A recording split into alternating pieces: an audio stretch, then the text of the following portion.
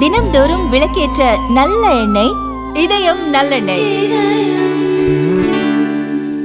திருவாரூரில் பாதாள சாக்கடை திட்டம் பல வருடங்களாக முழுமை பெறாமல் இருப்பதால் பொதுமக்கள் கடும் பாதிப்புகளை சந்தித்து வருகின்றனர். உலக புகழ்பெற்ற தியாகராஜர் ஆழித்தேர் வந்து செல்லும் 4 வீதிகளிலும் சிமெண்ட் சாலை அமைக்கப்பட்டிருந்தாலும் 2014ஆம் ஆண்டு தொடங்கிய பாதாள சாக்கடை திட்டம் தொடர்ந்து பிரச்சினைகளை மட்டுமே உருவாக்கி வருவதாக பொதுமக்கள் வேதனை தெரிவித்துள்ளனர்.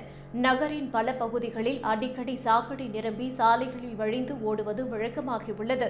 சமீபத்தில் வடக்கு வீதி மற்றும் பேருந்து நிலையம் அருகே உள்ள பகுதியில் பாதாள சாக்கடை அடைப்பு காரணமாக கழிவுநீர் வெளியில் வரும் வழியின்றி சாலைகளில் பரவி கடும் துர்நாற்றத்தை ஏற்படுத்தியுள்ளது.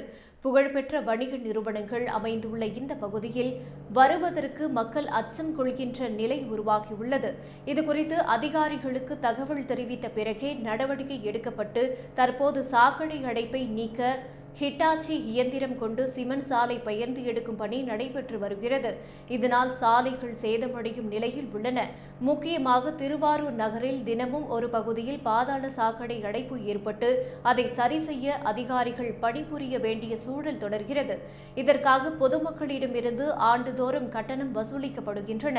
இருந்தாலும் திட்டம் முறையாக செயல்படாததால் பணம் செலுத்தியும் துன்பப்படுகிறோம் என மக்கள் கடும் அதிருப்தியை வெளிப்படுத்தியுள்ளனர்.